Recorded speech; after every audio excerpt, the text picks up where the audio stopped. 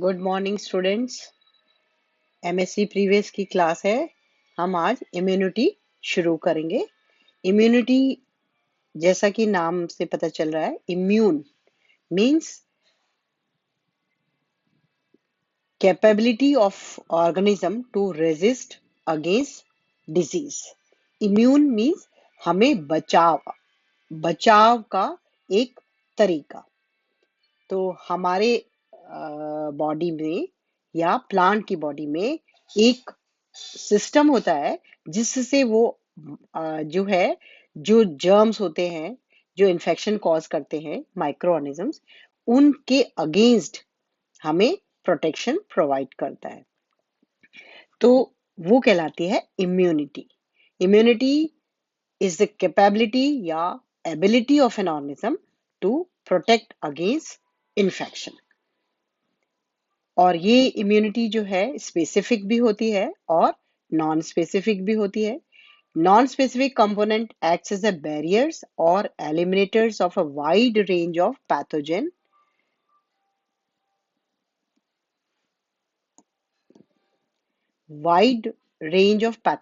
irrespective of their antigenic makeup. Non-specific मतलब they are not specific, and other components of immune system adapt themselves to each new disease encountered and can generate pathogen specific immunity. Immunity को हम कैसे define करेंगे?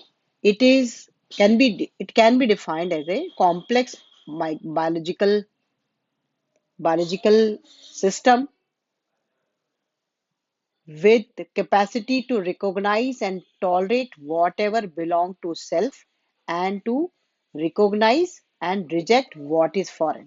Means it reject the foreign particle or non-self and recognize a self particle. Types of immunity: adaptive immunity, innate immunity. Innate immunity means inborn, or adaptive means when infection is there and our body respond according to that infection. Adaptive, it is of two type: natural and artificial. And this natural, again, passive and active; artificial, passive and active. Now, specific and non-specific. Specific means against specific antigens, against specific foreign particles like bacteria or virus or fungi or any other infection. So comparison of non-specific and specific. Non-specific, it is also called as innate or also called as natural immunity. Innate means in at the time of birth. So this type of immunity present at the birth, developed by the virtue of genetic and constitutional makeup, means what the parent have an immune system, the daughter cell or the progeny have that genetic makeup, and they have that type of immune system which their parents carry in their genetic makeup. They are generalized, means not specific to a particular pathogen. They are common for all type of pathogens. No immunological memory, means whenever infection is there, the inborn immunity protect it, and after again second infection is there, again again protect as a first infection. So that means in this type of immunity, there is no memory left in the body. Repeated exposure bring response like primary response. मतलब कि जितनी बार भी infection होता है, चाहे पहली बार हो, चाहे दूसरी बार हो, चाहे तीसरी बार हो, वो बिल्कुल प्राइमरी रिस्पांस जैसे ही कार्य करता है। अब हम आते हैं स्पेसिफिक और एक्वायर्ड। मतलब specific is also called as acquired, it is also called as adaptive, and also called as also called as specific, acquired, and adaptive. This type of immunity is not present at the time of birth. It comes later in life when exposure of any infection or any foreign particle is there. They are specific and focused, means they are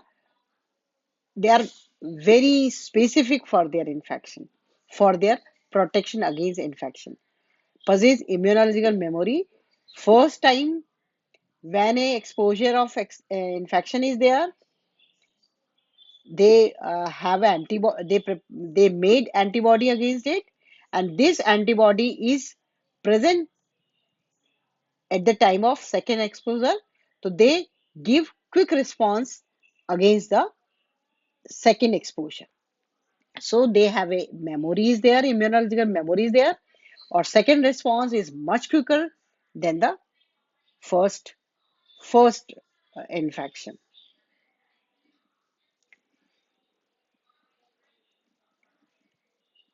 Inborn, inherited, or innate, non-specific, generic, immediate, maximum response, no build-up memory, and no lasting immunity species population. मतलब इसमें कोई memory नहीं रहती. Acquired आपको बताया था, adaptive, learn, immunity, है ना. अब आता है एक्वायर्ड इम्यूनिटी के types. Natural immunity, artificial immunity, natural active passive, artificial active passive. Innate, innate, that is inborn. First physical barriers में जैसे हमारी बॉडी सरफेस पे जो स्किन होती है, वही हमें जो है पैथोजेंस को, इन्फेक्शन को, जर्म्स को एंटर नहीं करने देती है. म्यूकस मेम्ब्रेन है, तो वो भी जो है अगर बाय चांस इन्फेक्शन अंदर चला जाता है, तो हमारे जैसे डाइजेस्टिव ट्रैक्ट है, उसकी म्यूकस लाइनिंग है, उस म्यूकस लाइनिंग में वो मतलब कि जो है चिपक जाता है और फिर डेड हो जाता है. तो ये फिजिकल बैरियर स्किन है, म्यूकस मेम्ब्रेन है, फ्लूइड फ्लो है. जैसे नॉस्ट्रिल्स में भी जो है म्यूकस होता है, तो उसमें भी वो चिपक जाते हैं and get entangle in it and become dead. तो ये फिजिकल बैरियर्स होते हैं हमारे, जो कि हमारे अंदर इनबॉर्न होते हैं. केमिकल बैरियर, जैसे मान लीजिए कि स्वेट का जो होता है, तो स्वेट की जो एसिडिक पीएच होती है, उससे भी जो कोई भी जर्म्स होते हैं, अगर वो स्किन पर या हमारे इसको अटैक कर रहा होता है, तो एसिडिक पीएच की वजह से, स्वेट के एसिडिक पीएच की वजह से वो जो है क्या कहते हैं, सरवाइव नहीं करता और डेड हो जाता है इन्फेक्शन या जर्म्स. सेबेशियस ग्लैंड्स होती हैं. ये सेबेशियस ग्लैंड सेबम सिक्रीट करती हैं, और उस सेबम से भी, उसमें भी एंजाइम सिक्रीशन होता है, और उस एंजाइम से जो है माइक्रो ऑर्गेनिजम्स जो है वो इनएक्टिव हो जाता है. लाइसोसोम है, तो वो भी इनकी वॉल को डिसॉल्व कर देते हैं, और वॉल को डिसॉल्व करने से फिर माइक्रो ऑर्गेनिज्म फर्दर एंटर नहीं कर पाता. और बाय चांस अगर वो एंटर भी कर जाता है, तो हमारे स्टमक में आके जो बॉडी टेम्परेचर है उससे, और एसिड सिक्रीशन होता है बॉडी के अंदर, वो भी एक प्रोटेक्टिव मैकेनिज्म है, जो कि हमारे केमिकल बैरियर्स के अंतर्गत आता है. बॉडी टेम्परेचर की वजह से कुछ तो सरवाइव नहीं कर पाते, और कुछ अगर बॉडी टेम्परेचर को टॉलरेट कर लेते हैं, तो स्टमक की जो एसिड सिक्रीशन है उससे भी वो जो है डेड हो जाते हैं. Biological barriers are cellular barriers. इसमें फैगोसिटिक बैरियर्स, मान लीजिए कि वो हमारी तीनों जो एंट्रीज हैं उससे एंटर कर गया, तब वो मान लीजिए कि हमारे मतलब कि वेन्स में, आर्टरीज में, किसी में होते हैं, तो उसमें फैगोसिटिक बैरियर्स होते हैं. ब्लड के मोनोसाइट्स होते हैं, वो इनको एनगल्फ कर लेते हैं फैगोसाइटोसिस के द्वारा, और फिर वो डिस्ट्रॉय कर देते हैं. न्यूट्रोफिल भी जो है इस तरीके से डिस्ट्रॉय कर देते हैं. टिश्यू के अंदर भी मैक्रोफेजेस होते हैं, जो कि जो है इन मतलब कि फैगोसाइटोसिस के द्वारा उनको ईट करके और डिस्ट्रॉय कर देते हैं. फिर है इन्फ्लेमेटरी बैरियर्स. इन्फ्लेमेटरी बैरियर्स में मान लीजिए कि कोई एंटर कर गया। एंटर करने के बाद हमारे बॉडी के अंदर जो है फैगोसाइट्स सेरम प्रोटीन्स होते हैं, और वो सेरम प्रोटीन जो है एंटीबैक्टीरियल एक्टिविटी करते हैं, और एंटीबैक्टीरियल एक्टिविटी के आगे भी फर्दर अगर एंटर करते हैं तो एक कॉम्प्लीमेंट सिस्टम होता है, कॉम्प्लीमेंट कास्केट सिस्टम, जो कि जो है फर्दर एक सीरीज ऑफ इवेंट्स होती हैं, और उस सीरीज ऑफ इवेंट्स के द्वारा जहां पे भी इन्फेक्शन होता है वो अपने आप जो है ऑटोलिसिस हो जाता है, तो चेक करता है इन्फेक्शन को कि वो फर्दर सरवाइव नहीं करे।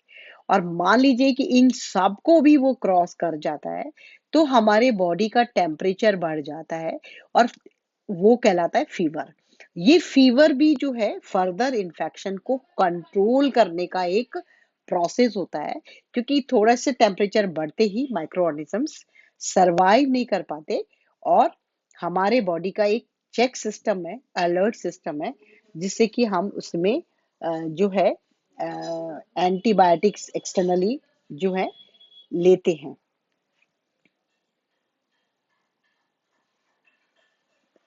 अब हम जो है नेक्स्ट स्पेसिफिक और एक्वायर्ड इम्यूनिटी हम हमारी नेक्स्ट क्लास में पढ़ेंगे।